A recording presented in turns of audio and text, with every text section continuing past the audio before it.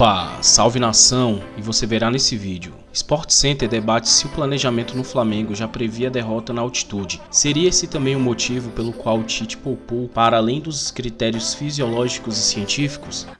Se um corpo está prestes a estourar, quem somos nós aqui, sem nenhum laudo, para debater? A gente falou isso faz... Ninguém que trabalha no Flamengo está em sã consciência pensando: vamos mentir aqui, porque se der errado, a gente fala que a culpa é... Não, os caras querem ganhar jogos. Ninguém quer saber. O jogo de ontem, eu entendo perfeitamente o Flamengo poupar. Perfeitamente. Mas a manifestação é incompleta. Falta trazer os dados mais detalhados, já que o Flamengo tem a preocupação em dar ao seu torcedor o conhecimento suficiente de... Mas o desafio em você equilibrar o que mostra a ciência, a exigência do jogo, quanto você pode puxar do seu atleta, encontrar esse equilíbrio é o grande desafio das comissões. Isso e muito mais agora.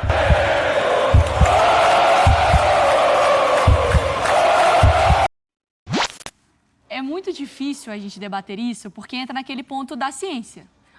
Se um corpo está prestes a estourar, quem somos nós aqui, sem nenhum laudo, para debater? A gente falou isso faz o quê? 2 semanas a gente levantou essa... Nem tinha essa polêmica toda, né?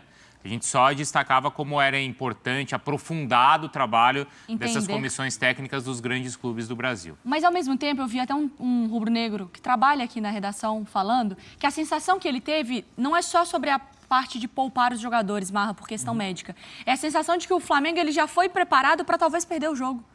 Então. É altitude, eu já não vou botar os caras, o comportamento dentro de campo. Isso um torcedor falando com o coração também chateado. Não, mas eu não desconsidero. Eu acho que você pode ir para uma situação desconfortável com uma abordagem diferente. Eu acho também que estava meio cabisbaixo. Esse é o tipo de jogo que a gente não pode usar aquela famosa expressão, que é até sigla, de condições normais de temperatura e pressão. Porque são muitas condições anormais. E aí, por ser na altitude, por ser um jogo contra um time que está com 100% de aproveitamento, por ter problemas clínicos e tal. Então, esquecendo as condições normais de temperatura e pressão e olhando para o campo, o Flamengo desempenhou muito pouco. Porque tinham 11 jogadores lá usando a camisa do Flamengo.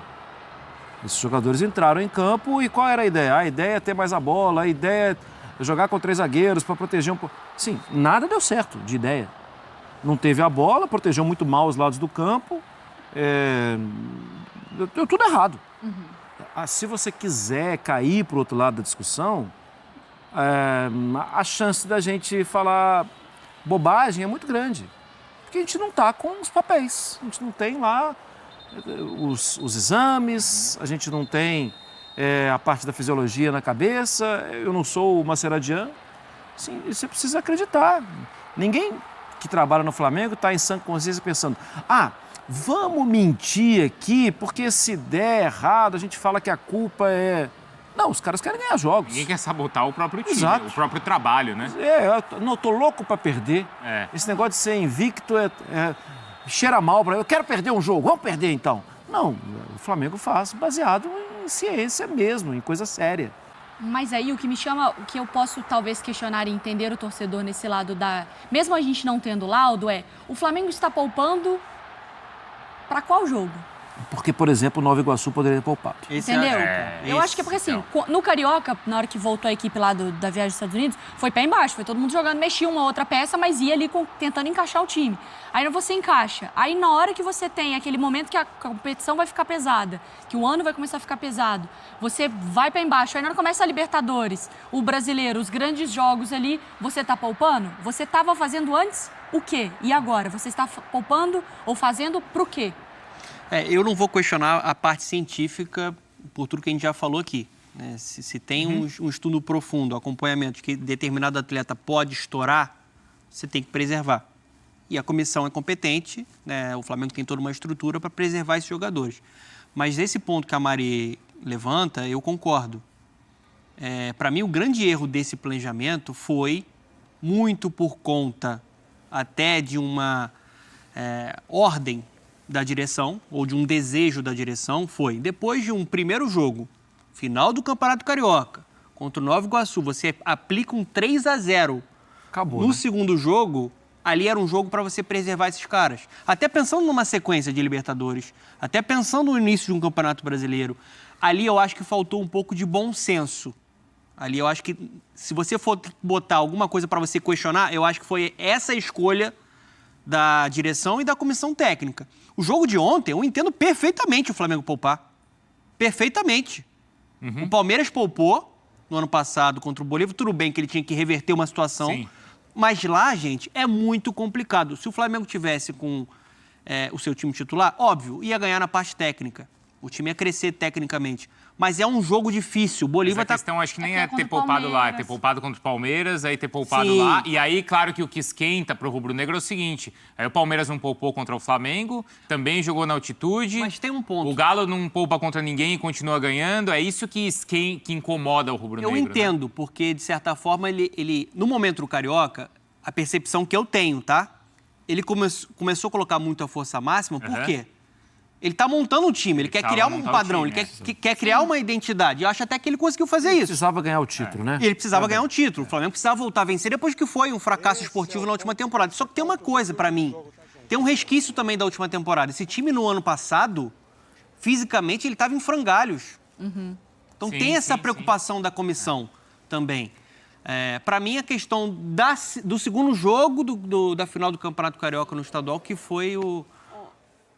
Não, eu vou colocar o Rafa no papo, mas antes eu queria colocar, só para exemplificar isso que o Bruno disse, do Palmeiras e do Atlético, a gente tem palavras, então, de personagens, né, de Abel, de Milito, enfim, falando sobre essa parte física também, como eles têm feito essa estratégia. Porque no caso do Palmeiras, por exemplo, o Abel, na entrevista no jogo passado, depois do jogo contra o Flamengo, ele falou, olha, eu não tenho mais como escalar o Veiga. Botou como titular. E aí ontem botou como titular. Então essa foi a pergunta pro Abel, né? Isso. Vamos ouvir e o Rafa já pega também. Vamos lá. Foi muito difícil para mim escolher o 11 que ia iniciar. Até ontem à noite, até ontem às 9 da noite, quando me reuni com a minha comissão técnica para decidir quem ia iniciar, mas no mesmo dia, ontem também, juntamente os jogadores, disse-lhes que para ganhar este jogo íamos precisar de todos os jogadores. Ou entro com uma equipa na frente de moleques, no Libertadores, em casa do Independente Del Valle, onde dificilmente as equipas brasileiras aqui ganham, ou vou com os jogadores mais experientes a tentar aguentar a primeira pancada. Algo que temos que analisar e próximo jogo, quiénes são os jogadores que estén mejor. El esfuerzo que hace el equipo es muy grande, el calendario del fútbol brasileño no existe en ningún lugar de Sudamérica y casi que en ningún lugar del mundo, pero estos jugadores están acostumbrados. Pero es para destacar el gran esfuerzo que están haciendo los jugadores, cómo están compitiendo y los resultados que están obteniendo. Ô Rafa, como é que você daí acompanha essa discussão toda em poupar, não poupar e como o Tite vem equilibrando o elenco então para a temporada? Essa é a discussão do momento aqui no futebol do Rio de Janeiro, principalmente pelo fato do Flamengo ter perdido o jogo de ontem, né? A discussão, para mim, ela vai mais além. Vai muito ao encontro do que a gente estava debatendo mais cedo no F360, que eu acho que é importante pontuar aqui também no Sport Center. É que com o time que o Flamengo foi ontem para La Paz, apesar de um banco de reservas com muitos garotos, com o elenco que o Tite levou para esse jogo, dava para vencer. E o jogo mostrou isso no segundo tempo. Quando o Flamengo toma o segundo gol do Bruno Sávio, tem um momento ali, quando entra o Luiz Araújo, já tinha entrado para fazer o lado direito na vaga do Vitor Hugo, que jogou muito mal. Quando entra o Lohan, quando abandona o esquema com 3 zagueiros, quando entra o Matheus Gonçalves por dentro, fazendo o papel do Arrascaeta, o Flamengo cresceu no jogo, criou 3, 4 oportunidades. Tem uma discussão de um lance lá que o Flamengo pediu um pênalti e a arbitragem não deu. Naquele momento do jogo, a partida se ofereceu para o Flamengo e faltou ao Flamengo competência para poder pelo menos empatar o jogo. Então, mesmo com todas essas questões de poupar ou não poupar, dava para ter vencido ontem na Bolívia. Eu acho que o Barra tem razão. A gente vai flertar muito intimamente com o risco de falar alguma bobagem e por culpa do próprio Tite. O Tite faz bem, no meu entendimento, quando ele cria o discurso prévio de autopreservação da metodologia em alinhamento com a diretoria lá atrás, quando ele falou que não dava para ganhar os 3 campeonatos e tal, aquele debate todo. Mas a manifestação é incompleta. Falta trazer os dados mais detalhados, já que o Flamengo tem a preocupação em dar ao seu torcedor o conhecimento suficiente de informações acerca do desempenho dos seus atletas, que isso seja feito de maneira mais completa, ou seja, que o Flamengo apresente os dados apresente os laudos, as percepções de quem realmente é especialista no assunto da fisiologia, do departamento médico, e que prove por A mais B que aqueles atletas não tinham condições de jogo. Se eu tivesse ontem lá em La Paz, uma pergunta que eu faria na coletiva para o Tite, eu acho que isso ficou faltando, é o caso específico do Pedro. O Pedro começa como reserva contra o Palmeiras, entra no jogo e ontem não relacionado. Aí para o torcedor fica aquela percepção de ser poupado em 2 jogos. O que o Pedro tem? É preciso que isso seja dito publicamente para o torcedor. E falando em torcedor, aqui na ESPN a gente sabe que o torcedor tem voz, tem vez, e a gente foi sentir um pouco a temperatura, medir um pouco o sentimento rubro-negro após a derrota de ontem para o Bolívar em La Paz, na tela do Sport Center. Em certa parte eu concordo, porque na altitude, por exemplo, tem que poupar, né? Mas todos os jogos ele está poupando, nessa parte eu não concordo. Eu acho que teria que jogar, ter um time titular e jogar. Principalmente no Campeonato Brasileiro, né? Que tem que ganhar. Na Libertadores até vai na altitude. Eu acho que ele não devia poupar da maneira como ele poupa. Ele tinha que ver quem é que tem condições, capacidade pulmonar, no caso de uma altitude alta, para suportar aquele jogo. Eu acho que ele manteve jogadores que não tinham condições. Tinha um elenco de reserva espetacular. Esses garotos novos é que tinham que segurar daquele jogo. A gente ganhava mole. Infelizmente, eu sou daquela tese do antigo JJ, né? Não tem essa de ficar poupando o jogador, não. Porém, eu entendo o Tite a respeito da altitude, né? De poupar o time. Eu achei mal escalado. Aquela escalação que botou com 3-5-2 foi onde nós perdemos. Se ele bota a estatística de 4-4-2, eu acho que a gente sairia de lá pelo menos com empate. Sem Arrascaeta, sem Pedro, alguns não viajaram lá pro estádio. Esse erro do Tite.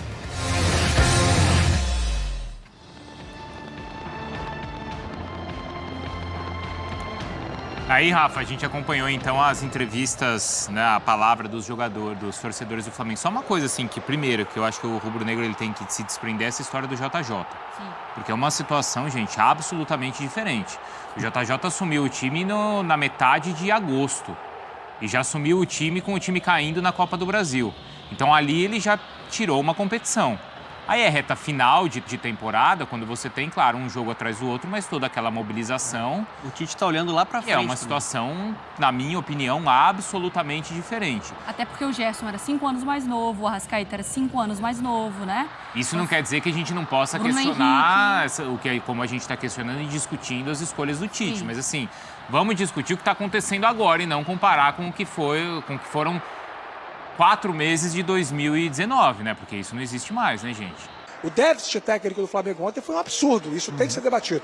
Agora, estabelecer uma relação estática de vinculação entre um fato e outro, porque se pretende ter uma verdade única, isolada no futebol, eu acho isso pouco inteligente. Até porque ninguém vai questionar a capacidade dos profissionais que estão ali no Flamengo. Quando a gente fala, por exemplo, do Márcio Heredian, ele é uma referência mundial, top, mundial da preparação física do futebol, né? Então ninguém está questionando a capacidade, até como o Rafa falou, né? Eles podiam apresentar, certamente se apresentar os dados, todos vão estar ali, a gente não vai entender nada. Isso, eu não sei nem ver os meus, imagina ver o do Pedro.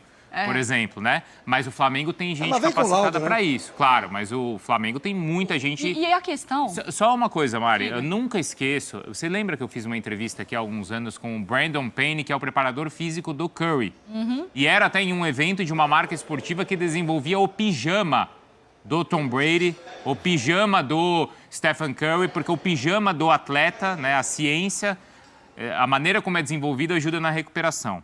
E ele, dona, me contou todo esse processo científico que eles fazem com os atletas. Da preparação, do descanso, da recuperação, de tudo. Porque o Curry joga 80 e tantas partidas por temporada.